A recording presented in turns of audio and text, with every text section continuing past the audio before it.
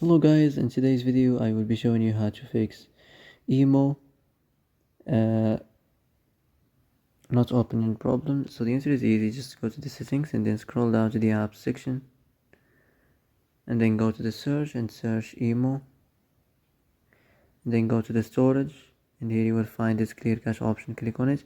Now you can go check it if it worked, and if it didn't you can try to restart your phone or turn the Wi-Fi off and on, or the Bluetooth or the airplane mode.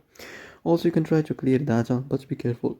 If you clear data, all this application's data will be deleted. This includes all files, the settings, the accounts, the databases, etc.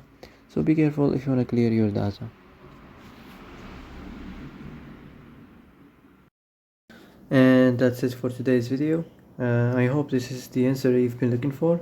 If you like this video, don't forget to like and subscribe, and see you in the next video.